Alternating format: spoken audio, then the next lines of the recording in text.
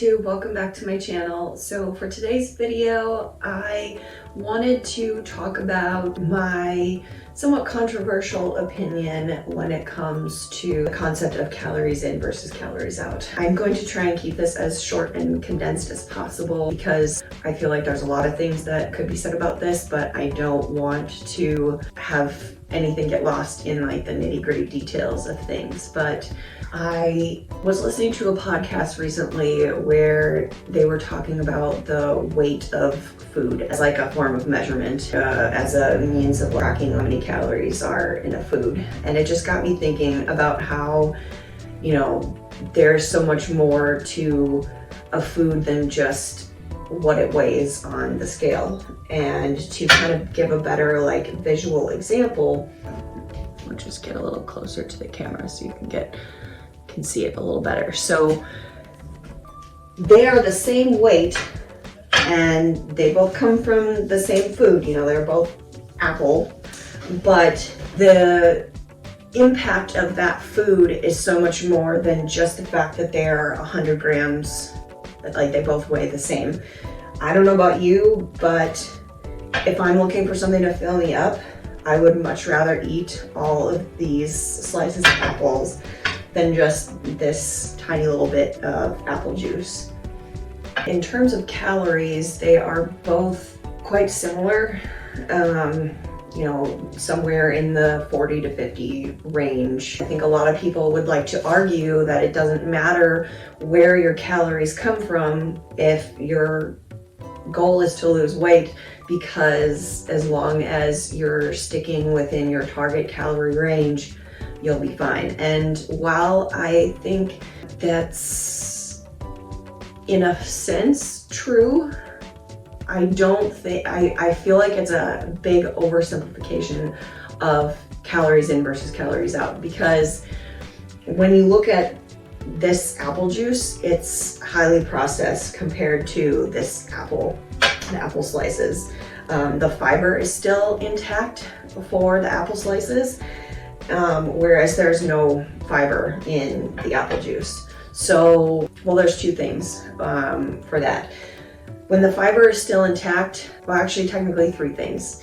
You are feeding your gut microbiome that fiber, which it thrives on, and makes you know, your body overall more healthy. There is so many things connected to our gut microbiome, and we haven't even finished learning all of the things that our gut microbiome does for us. But we know that it is very important in terms of our overall health. And then another thing is that there's calories wrapped up in that fiber. So if you are having the fiber, you are also not completely absorbing all of those calories, because there's some calories trapped in that fiber. So you know, to say that there's 100, or to say that there's, you know, 40 to 50 calories in this plate of apples, you might not actually absorb all of that because your body can't get to all of it. Whereas there's nothing really stopping you from absorbing all of the calories in the juice. And then the last part is that there is also micronutrients in the fiber that is missing from the juice. So there's a lot of things that you might not be getting when you consume an overly processed food. Most, if not all, of the fiber has been removed. So that, I feel like, is a big consideration when you are talking about, you know, calories in versus calories out and how healthy a food is. But then the other part is the weight of that food to you as a person, and kind of like the emotional weight that that food may carry. So for me, for example, kind of related to this is I will often have a green smoothie for breakfast in the morning, and I have orange juice in that smoothie. And for me, it just makes it takes the taste of it to the next level and makes me crave it, and it's something I thoroughly enjoy, and it doesn't feel like I'm, you know, forcing myself to eat it. But you know, it's the juice. So and every now and then I will use a whole orange, but for whatever reason, like the juice sometimes just does a better job of like bringing that orange flavor forward for me. I think probably because it's a little bit more concentrated.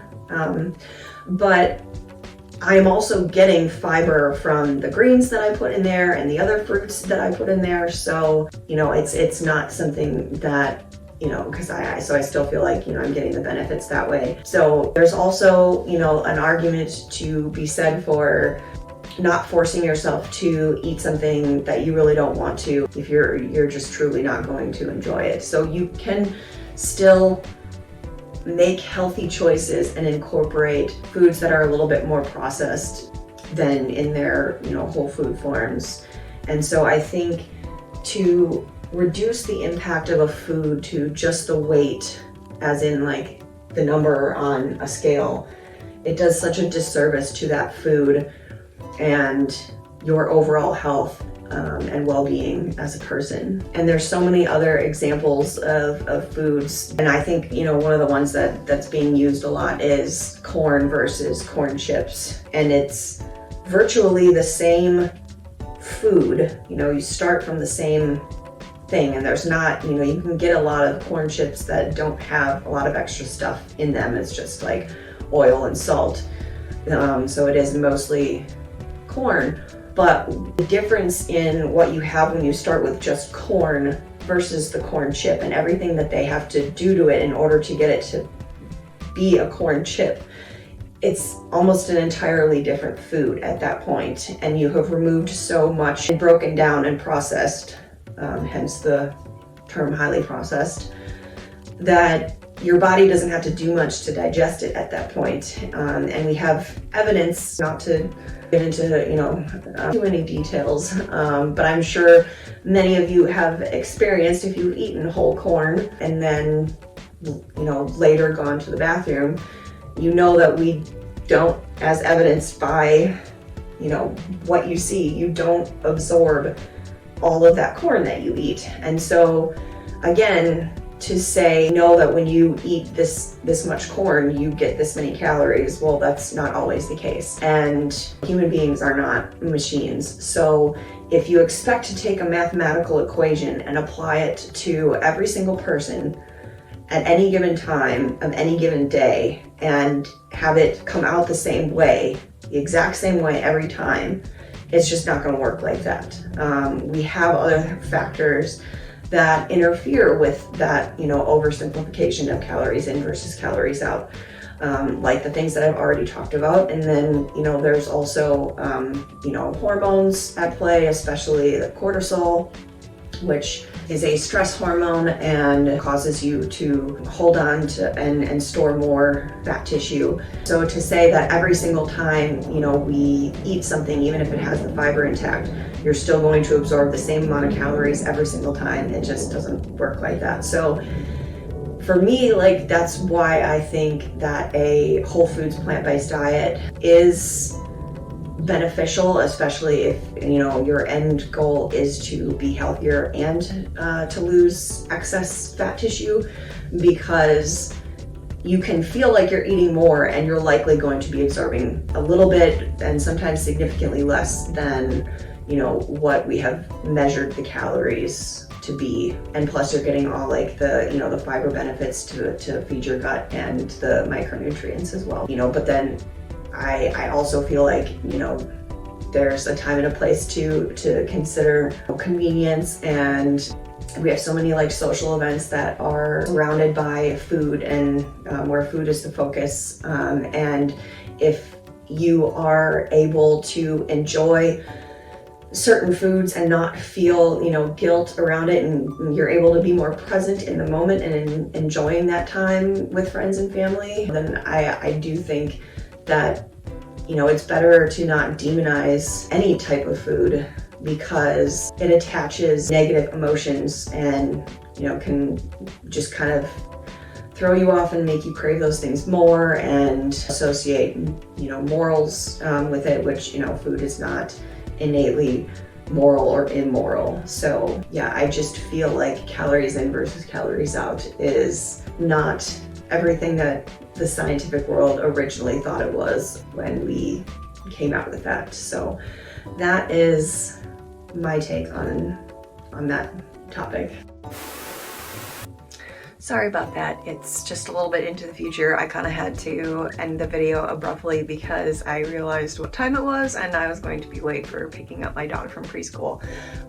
But I just wanted to come back and like officially end the video, but I also just wanted to add one more thing because I realized that there are probably going to be some people who think, okay, so if fiber really is that important, then can't I just keep eating all the processed foods that I'm used to eating, but add a fiber supplement and use that as my source of fiber? And so, you know, technically the recommended daily fiber intake is 25 grams, and you know, most people in the US don't even hit that minimum. But so, you know, theoretically you could use a supplement to get to that 25 grams, a very common one being, you know, something like Metamucil.